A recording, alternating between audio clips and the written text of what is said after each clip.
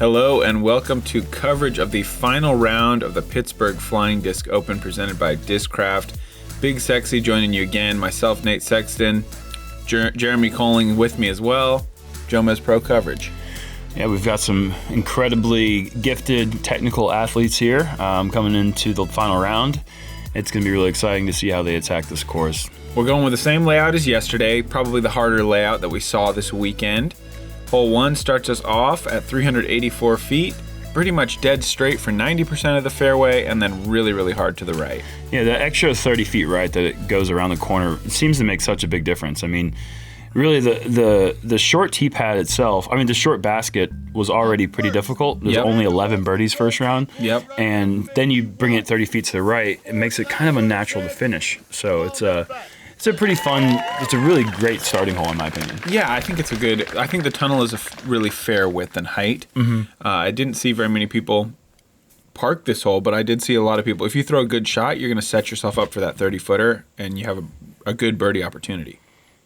Paul's going T-bird 3. Yeah, and he's basically trying to park the short, and he's a little bit left of where the short pin is, and so he's going to have about maybe just outside 50 feet or so. Yeah. But he's looking at it, so. Definitely. This is Geoff Bennett, a player you've probably heard of, but if you haven't, he is originally from Michigan, correct? Yeah, he's won many Michigan state championships, really well-known player in the Midwest, and he's a guy he was the touring, like the original, like full-time touring guy. Not full-time, but like super touring guy. Like 50 events in 1 year. Oh, he played 60 in 1 year. Yeah, like, insane, because we must keep in mind there are 52 weekends. Right, there still are. They haven't changed that yet. They haven't changed that. And that's even daylight savings time. It doesn't make a difference. It's still 52. Yeah, 52 weeks in a year, and he's playing over 60 because he was playing those multiple tournament per weekends in Michigan that they have a lot of, and here's one of the hottest players in the world. Yeah, right now. Yeah, and that, for me, I've been playing with James for a while, and you kind of see that spark that somebody has, and it's like James always had the mechanics to do it, but he is really lighting it up right now. Yeah, he is playing his best golf right now. Absolutely. And here's fan favorite, Michael Johansen, always fun to watch. He's been on Jomez commentary or Jomez feature for 3 rounds in a row now, and this course suits him so well. Yeah, definitely. This would be a smart pick if you're playing some fantasy disc golf or something. I think MJ would probably have been a pretty smart play. And a little bit of insider information. This is a Mantis. I wasn't sure what disc it was, but drive too. That's the closest I've seen anybody get it. That's about as good as you can throw as a right-hand backhand. Jeff's going to throw a little flex. Ooh. Wow. Wasn't pretty. If that's going to be inbounds, he's going to have a long look. Yeah, I talked with Geoff Bennett before this round started, and he had a ton of confidence coming into this last round. And he had played one of the hottest rounds I think he's had in a long time, round 2, to get up to league card. Yeah. And if had he birdied the final hole and not bogeyed it, he would have been tied for the lead with Paul coming into this final round. Yeah, he really lit it up.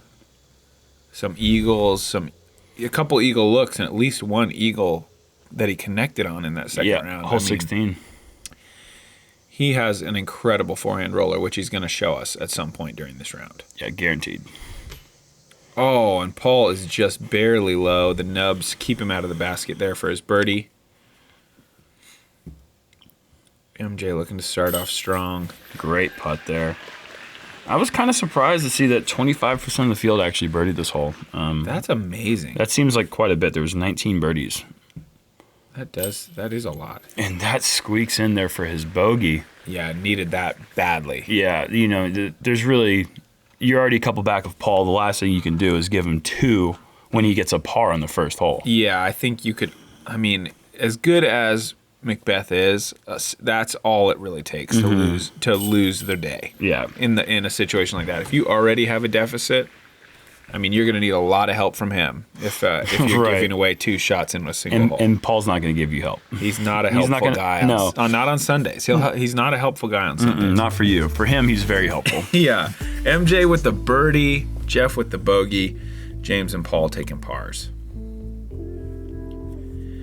Hole 2, we've got the long left position again, 453 feet. It's a par 4. You have to throw a really straight tee shot up near this big dark stump is a good place to be. And then you have to clear an OB creek to get to the green. So if you go hard left or hard right, you're gonna have to navigate over around some trees, through some trees, and then you always have that ditch is in the back of your mind on that upshot always. See what MJ's gonna do here. There's that Mantis again, and that's a really comfortable disc for him. It's the fairway. It's like almost driver speed, but it's a fairway driver flight. Yep. He really maneuvers these fairways, makes them look really wide. Yeah, and that's not, he didn't throw a big drive there, but that's fine. Mm-hmm. Paul takes a little kiss off the tree and finds the absolute perfect spot. Yeah, if that had drifted left like it was originally going, it would have been a little bit trickier of an approach, but he's right there in the middle. You can't really place it in a better position off the tee. And that needs to get down there. That's going to be fine. He's going to have some trees to contend with, but anything kicks over there to the right too far, there's actually that creek that you see up top runs down perpendicular with the fairway down to the right. So it's OB all along the right side. Yeah, so it's really important that if you do throw over there that you don't get kicked over to the right, because you can be in a really, really bad spot. Yes. MJ's going to go with a floaty hyzer here. I'm expecting you to get pretty close. Really not quite as good as I would have thought, but still putting from about 11 meters. Yeah, that's really surprising to see him leave that one so short. This hole really begs to attack because it's uphill the whole way. Yeah. Geoff splitting the V. Great shot. Oh, not a great roll. But I think he's in the circle. Oh, yeah. That didn't really affect too much, I don't think. Yeah, I think you're right. It kind of rolled laterally. Yeah. Oh, no. No, there's quite a few in the way. That gap might have looked bigger from the camera angle there, but I can tell you from experience, being over there to the right is pretty tight. Yeah. Big jump putt. Oh, my goodness. What? Showing off the huge range. I mean, not only was he 75, 80 feet, he's way downhill from the basket. That was so close. Oh, another one so close. But, wow, James off the rim from way down there.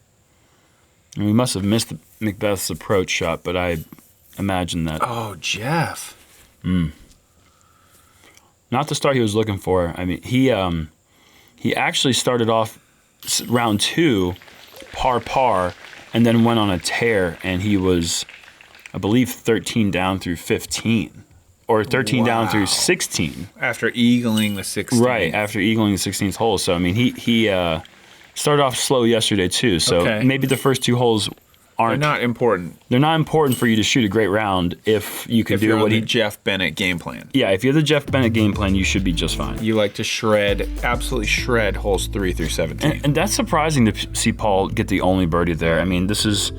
that was the 6th easiest hole in the course, and it really just didn't play that difficult for the whole entire field. But, don't tell it to Dylan Horst who two'd the hole yesterday. Did he? So that was a second 2 for the week. Yeah, it was eagled twice, once by Max Nichols' second round, and then Dylan Horst got it last round. Awesome. Hole 3, 288 feet, finishing a little bit to the right. Main challenge is this OB pit just short of the basket. We're going to see Paul with a McPro Rock 3 looking to turn this thing just slightly over, exactly like that, and skip. Whoa. Oh. That was shorter than I thought, and it really took a bad bite out of the grass and straight into the OB. That's a really bad break. He just got it turned over. Out of his hand, it looked perfect. Just a fraction too much. Kept turning. One less tree and that thing would have been parked. This is what I thought it was going to do. Yep, and that's the slide. But that little ball effect that you can't see, I mean, from the tee, without the crowd's reaction, there's no way Paul would have known that was OB. No, I would think he would be pretty surprised if he didn't have someone to let him know by their lack of applause. And this is looking great if they can miss that tree. That's really, really nice. And good breaks there from James, and he's got himself about 12 feet. Yeah, I don't think anybody ever tries to go between those 2 trees, but it's a pretty natural miss to happen, and when it does happen, it usually works pretty great. Geoff playing a pretty safe forehand here. Looks a little short. Yeah, he's going to have a lot of the rough in the way. He's kind of bunkered himself away from the birdie putt, but He's not that far away. It looks like he's maybe on the edge. He's got to look at it. Oh, wow. He caught the hat, but... Yeah, typically if the hat flies off and you catch it, good things happen, but not that time. Yeah, well, maybe he's charging up for next hole. Paul saves his 3. Pretty well done. The OB is pretty manageable there. If you do go OB, you have a pretty good chance to make the putt. I don't think there's any OB that's outside the circle. Maybe the back edge of the corner could be right about circle's edge, but for the most part, you're still going to have a look. Yep. Easy birdie from James. Nicely done. James and MJ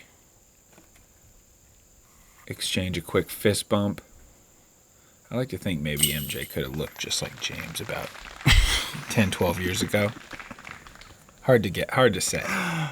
Oh, MJ's kind of had the same hair since I met him about 11 years ago. Yeah, But yeah, look at that. They're even looking the same direction here in this pose. I can see that. Wow. It could almost be it's father-son moment there. Yeah, like a way older brother.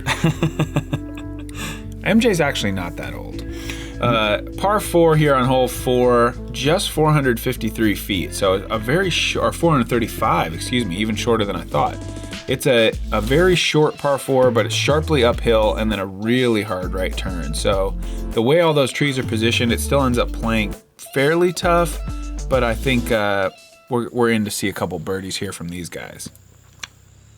I was wondering if a lefty could get there. Define get there. I'm curious if their line is available for the lefty flip up to get all the way to the pin. I mean, just with a pure shot. I wonder if the ceiling is high enough. I'm gonna say 60 feet to the mouth of the final gap. Yeah, okay. Sure, I can believe that, but I don't think I can buy to the pin. I just feel like 435 is not quite fair for how far this hole is, but maybe that is right. It's just that uphill nature really adds so much. Uphill plus the low ceiling, I think. Yeah, and the hillside, the random trees, and they're not. Oh, they're just not like random in a bad way, but they're just kind of. They don't really build a wide fairway at any point. You kind of have to navigate every shot through a little tiny gap. I think that shot from Paul is pretty ideal. Even though the hole breaks right, I think really finishing left on the drive is almost better because you line yourself up with that tunnel. Geoff got over the top on that just a little bit. He has a cannon when he lets that forehand go, though. Yeah, he's well known amongst the players who've played with him as having one of the most powerful forehands. I mean, back in his original touring days when he was playing all those events, he was throwing the sidearm with the lawnmower run up, where he cranks up the lawnmower. But he could throw it, pretty accurate over 450. Yes. Doing things I certainly can't do. I remember it's on his Discraft page, he had claimed that he'd thrown a pulse forehand over 600 feet. Which, I'm not going to argue with him. Yeah, that seems... Paul takes a bad kick there. Yeah. A little bit off on his line. We saw a fantastic upshot from MJ, though. This is a big-time shot right here. Yeah, he's way up there. To be able to jump putt this is pretty awesome. Are you kidding me? Wow. I was not expecting that. Yeah, man. I mean, I guess it gets more... watching these guys play gets more amazing when me and you personally probably didn't have our greatest tournaments. It almost is like, what? They're making them from there? Whoa. You forget how good sometimes even we can be this good, but... Wow. Maybe not that good. Yeah, that's really good. But yeah, these guys are really putting on a show. I love to see it. Just the confidence and the attitude of just like, yeah, I think I'm going to make this from 80. Mm-hmm. I've had those days, but yesterday wasn't one of them. MJ comes up a little bit short there on his birdie run. Kind of attacking there. That's an interesting putting. It was just strange. It's like Mai Tai fighting form. Yeah. Putting style. Just a little bit different. I don't know. I wonder why he did that. I was kind of surprised to see that there was 37 birdies to 33 pars. There was more birdies than pars on that hole. Wow. It was actually the third easiest hole.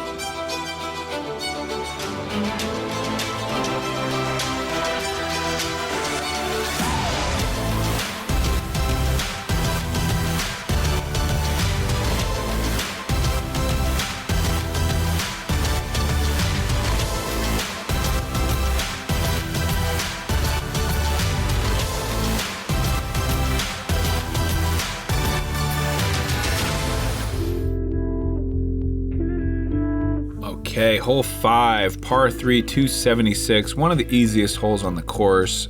You've got 2 trees here, these 2 ones with a little bit lighter bark that are going to be really the crux of the hole. Do you go around them? Do you go before them? Do you go in between them? You got to make one of those 3 things happen if you're going to birdie the hole. Yeah, I mean, you can really even hit one of these trees and still be putting for your birdie. I mean, Absolutely. The bunker trees, the trees that are in the way are all within 45 feet still. I mean, that makes this is actually the number 1 easiest hole on the course. And James kind of gets a little cheeky there going through the uprights, but he's parked it. That's 8 feet, 7 feet. That's worthy of a follow flight. Now, let's see how close he gets to We're going to this see tree him up here. split these 2 trees. Just around it. I mean, that's inches away from a big kick the wrong way. A really big kick the wrong way. But I think he's probably trying to go inside both the trees. Sure. Paul is going with a forehand destroyer, probably heavy on... Oh, no, he's going long. I thought he was going to go hyzer, but he's playing the around shot. Wow. Perfect skip. Yeah. And that's well played. Yeah, it's surprising. First time we saw him throw that shot, he was playing the inside route and coming up a bit short, but still being about the same distance just off to the other side of the basket. MJ with the turnover. It's going to stay up in the air. And it's in the circle. Yeah, that should be fine. And Geoff, he's got that unique pre-shot routine for sure. Yeah, it's one of a kind. There's no one who throws the forehands the way that he throws. His technique is unique. His approach is unique. Mm-hmm. Everything about his game is kind of one of a kind. Yep. Even the way he putts, it usually has a lot of flutter to it, but he is a great outside the circle putter. Yes, he is. MJ from about 22, 23 feet makes good. Yep. You know when his head drops, that is going straight in. And this is just a mere formality here. Yeah. Pretty much as good as it can possibly get. This hole had 20 more birdies than pars. Wow. 47 birdies to 27 pars.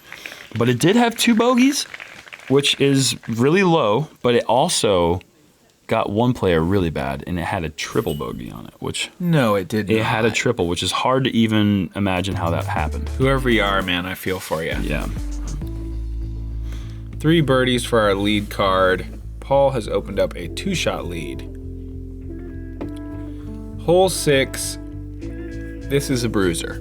1,026 feet. As we said before in previous coverage, fully 1,500 trees in the fairway.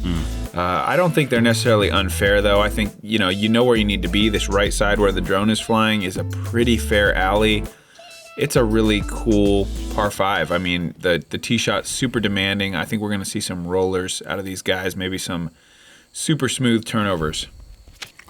And James is Mr. Super Smooth turnover guy, and that was really heading perfectly, just a bit too wide, but he didn't kick into the rough. He's going to have some trees to contend with for a second shot, but... Paul's going Roadrunner roller. A little heavy on the cut, but it is a flippy disc. Yeah, look at this guy, confident as can be behind the tree. Yeah, wow, that is not advisable with the disc coming in that way, but it worked for him that time. Yeah, it seemed like a lot of the rollers that went down the middle ended up in the rough on the right, and I think Paul knew that, and he was just trying to play that as wide as possible. I mean, yeah, it did go through some of those trees there, but I think that's the best play to eventually keep your disc in the fairway if you happen to beat all those trees. So here, this is going to be a monster forehand roller if it can miss the trees. I saw him do this in round 2, and it just got way out there. Wow, that looks really nice. It needs to... Oh, just caught a tree. Yeah, and that may have ended up finishing in the left side of the rough, but he's still in the fairway, and I think actually all 4 players are, which is that's huge. I mean, this tee shot is really about getting at least 300 feet, which all players did. Yep. And then being able to make a huge second shot. And you see James is going down the much more preferable right side gap. I think James and McBeth as well, both so strong at that low power backhand. Look at this. Unreal. That has to be 470. Yeah, that's a ton of distance. Wow. Look at the spotter. He's like, oh, shoot, I was waiting from to a watch, standstill. I mean, just a lean-out standstill. The spotter's got to run 200 feet downrange just to get to where that disc is going. That was an incredible shot. And MJ is a really nice shot as well. He's going to be blocked out with a few trees, but, nothing that a technical genius like himself can't figure out. Yeah. He's going to see a gap he likes. I'll promise you that. Paul going to roll it again. That play I have not seen. Wow. That's a tough little gap for a backhand roller, because if it cuts left at all, it's in the rough. James staying on this right side, very smart. If that can miss everything, that's going to be way up there. Is this even a mid-range right now? I don't know. I don't know. That was very nice shot. He's edge of the circle, looking at a birdie on one of the hardest holes. Yeah, I mean, a birdie almost feels like an eagle on this hole. It's close. It is one of the really nice true par fives we have in our sports. I agree. Paul is getting way up there. I didn't think it looked that good, but he's past the pin in 3 shots. It's called McBeth mode. It just doesn't always look good. Yeah. Well, it usually always looks good, but it doesn't look that good. And then look at MJ. He's got a little gap on the right, but he'll go for the sneakier, more technical shot. Yeah. Wow. Are these guys just 4 birdie putts? They're going to frame this or what? Well, we haven't seen where Geoff. Yeah, he's still got some work to do here with this left side. Ooh, okay. Dang. Okay, so he got up there so far after the drive, not really the drive he wanted. See if he can recover here and get up there and just get his par. Yeah, that's a nice little recovery shot there. Well done.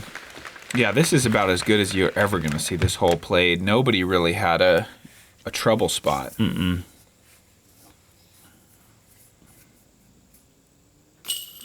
Look at that. James hits it. And if you want to know why James has been in the mix in all these events lately, it's because these AVR, big beat AVR putts, he's just been canning from He's hitting everywhere. From like anywhere between 30 to 45. You can almost, he is going to be making a very credible run, if not making it. Sure. Paul, a little bit of thorns, but still sticks the putt. 2 birdies. MJ still to putt.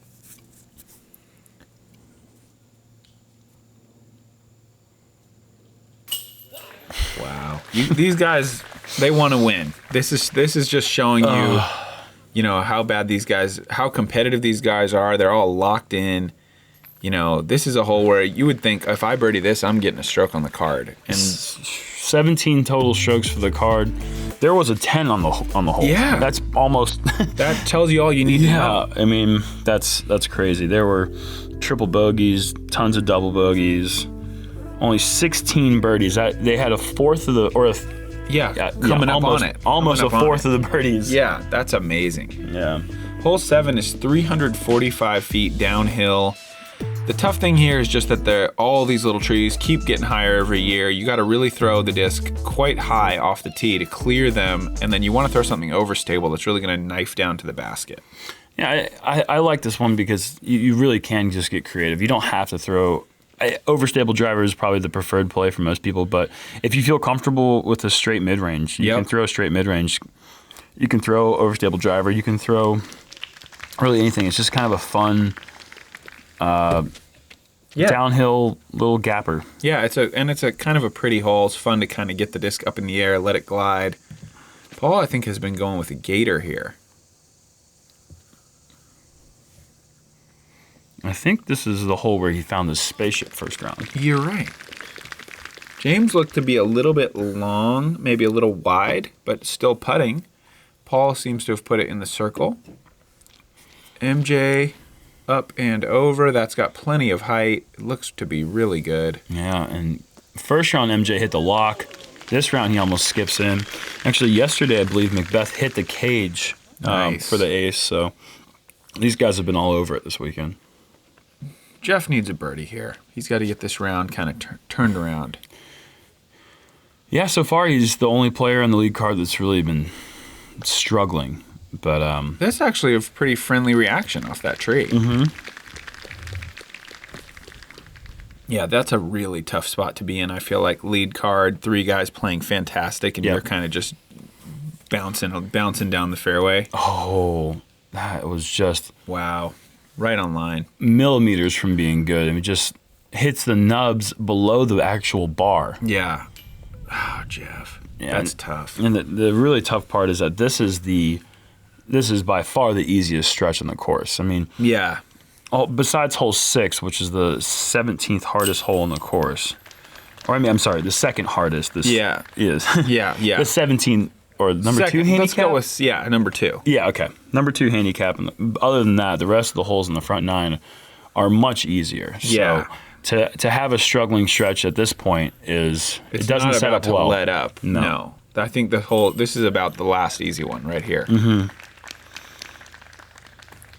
Yeah, eight's not the hardest hole, but 9 isn't. So yeah, and that's Geoff not being happy with the way the round's going so far. No, he's sitting +1. McBeth and MJ both at -5, and James at -4. So he has lost considerable ground. Hole 8, par 4, 582 feet. The play here is the low right-handed backhand hyzer, looking for a couple skips to the left. You have to get between these trees and really move left to be able to access the gap up to the pin. Yeah, it's hard to get creative if you don't throw the perfect shot off the tee.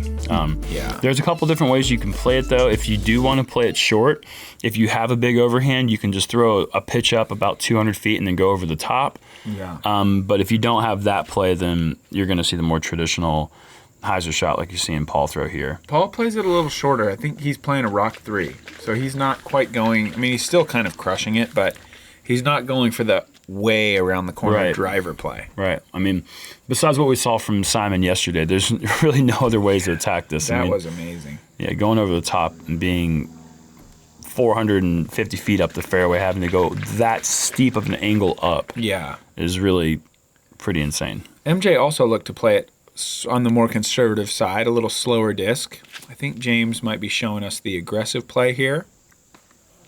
Oh, man. That is a bad kick. That's got nothing from me. That's a layup. Yeah, these skinny trees here can really produce some of the most unpredictable kicks. So that was a tough one. And Geoff looks to be a little early. Yeah, the inside route can get pretty squirrely, but oh yeah, he's gonna have a wall of trees in the way. He might be able to lean out and find something. He's got past all the skinny trees, which is that's a big bonus for that. Yep. But it's gonna be awkward from there. At least he's the king of the forehand roller, and that might be a place where he could go back to that well. MJ's gonna throw a tight little turnover here. Oh man, not quite tight enough. Yeah, we saw yesterday he was in a much worse position, and he threw that Comet just under the basket. And oh no. Yeah, so he didn't quite beat that wall, so you could see that was a really honestly though, to kick there is pretty fortunate. If you take a bigger kick, you're going to take a 5. And that's a really nice recovery shot, but I don't think he's going to be happy about it. Of course not.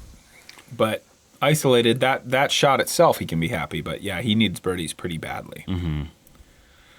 Especially when Paul's throwing shots like that, putting it right under the basket. Mm-hmm. Easy birdie.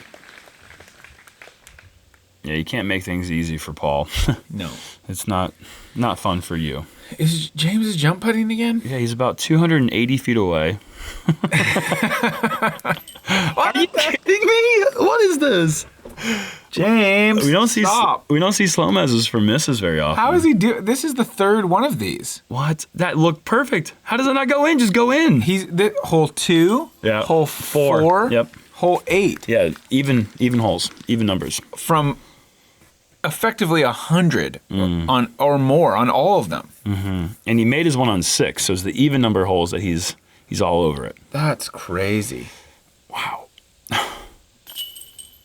Okay, there's a par there from Geoff, and I'm still just kind of wrapping my mind around how far James is on the basket with all these putts. But yeah, that's crazy. Okay, Paul with the easy birdie.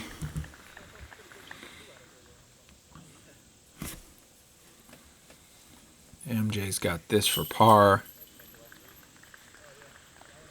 And that's kind of the scoring spread that you would imagine for this grouping. And 27 birdies, 41 pars, only 7 bogeys and 2 double bogeys. But wow, I actually thought that we had 2 birdies. So yeah, one birdie's actually, I'd say I would have imagined at least 2 or 3. Yeah. So playing a little bit below what I had standard for the league card. But. Yeah. Hole 9 is in the long right position, 414 feet. I would love to see a birdie here, but I'm not holding out a lot of hope. This is such a difficult position to access. I think the play that can reach it is the low roller. We've seen MJ put down some fantastic ones on this hole. See if somebody can sneak it through. Paul's going Roadrunner here. And if you're going roller, that wide roller that Paul's throwing is going to go into that bush or behind. Yeah, you really have to throw the inside roller. And there is an inside tunnel, but you have to really flirt with danger. Yes. To really hit that line. And MJ's a little bit more inside than Paul there. Still too straight. But you can see, I mean, it's just so hard to get that angle. Well, yeah, I mean. Yeah, I mean, that's great if you like 70-foot downhill if you like death a putts. death putt from 70. Right. I think James is the only guy that likes those. Yeah, I mean, at this point, well, it's an odd number hole. Oh, yeah, so. He's going with the big roller. That's got a chance to be special. That's the way to do it. Oh, man. Oh, that was nice. How much carry he got in the air there. Gave it a chance to actually reach the pin, I feel. This will be my last attempt at saying this, but I really would like to see this hole just stay in the short. I mean, I agree with you. I don't want to always make the courses easier, but okay, never mind. Whoa, dude. I didn't know that was really even doable. He went down the outside route. I don't know. And he made it down the hill? Yeah, he's got a putt at it. So this is probably going to hit the basket. He ran that. Yeah, he ran that. That's crazy. That's not a putt that I would never run that. Yeah, a normal human being would run. That was amazing. Okay, Paul looking at a tricky little forehand. That's pretty aggressive, that needs too. To sit. Oh, what a tree. 4-time. What a tree. That saved him fully 25 feet. That thing saved him more than that, You're probably right. Saved him a lot of distance. MJ, more traditionally, laying that shot up. Yeah, this is... Look at this drive. This is insane. There it is. Geoff Bennett is back. That is an incredible birdie. How many birdies did we see? 5. 5 birdies. And for the 2 rounds, 144 attempts, there were 7. I'm going to say that was the closest putt. I'm going to say anybody else who birdied it hit from outside the circle. Yeah, that's remarkable. Actually, that's a correction. There was 8 total birdies in this position out of 144 attempts. That is crazy. Yeah, that's really nuts. Paul takes advantage of that good break, sticks his par. James just low, actually going to end up taking a bogey.